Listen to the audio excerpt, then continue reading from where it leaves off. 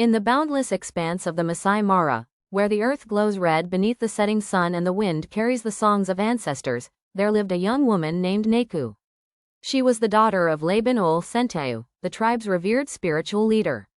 Known for her beauty, sharp spirit, and skill in beadwork, Naeku was the kind of woman whose presence commanded the gaze of men and the quiet envy of women. From childhood, Naeku's heart had belonged to Sironka, a brave young Moran, known among his people for his courage, loyalty, and unyielding love for the land.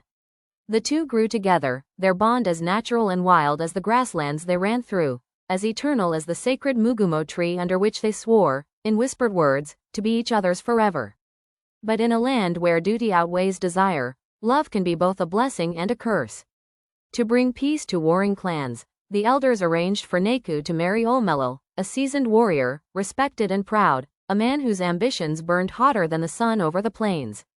The betrothal was a blood pact meant to end generations of violence, binding families in alliance through Naeku's hand. For Naeku, this union was a cage, and for Sironka, it was a death sentence. Refusing to let tradition dictate the course of their hearts, Naeku and Sironka continued to meet in secret beneath the mugumo tree, where the old spirits watched and the land itself bore witness. There, they spoke of dreams, of running far beyond the borders of their people, where no law but love could reach them. Yet, jealousy has sharp eyes, and Olmelil's were the sharpest of all. One evening, concealed by the tall grass and the fading light, Olmelil followed Naeku to her secret meeting place. What he saw under the branches of the ancient tree ignited a fury no oath could extinguish.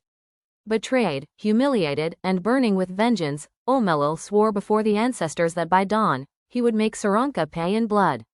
The tribe's council was called beneath the great acacia, the elders seated in a solemn circle, their faces weathered like the land itself. Laban Sironka, torn between his duty to tradition and his love for his only child, struggled to hold firm as accusations and shame flooded the air.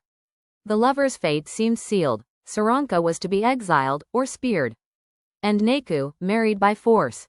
But hearts that love deeply do not yield easily. On the final night, under a sky ablaze with stars, Naeku and Sironka met one last time. They clung to each other as if by sheer will they could bind time and fate. There, beneath the tree that had watched them grow, they swore not to be separated by law, blood, or death. The dawn brought a duel. Sironka and Olmelil faced one another, spears in hand. The tribe gathered in tense silence. Love and pride, duty and rebellion, collided with the force of two storms meeting upon the plain.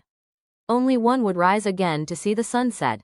And in the end, the earth drank blood, the sky held its breath, and the ancestors wept. Spears of the Heart is a story of forbidden love, betrayal, redemption, and the unbreakable courage of two hearts daring to defy a world built on unyielding tradition. In a land where a man's word is law and a woman's heart is a prisoner of duty, theirs was a love that burned brighter than the sun and bled deeper than the spears that sought to tear them apart.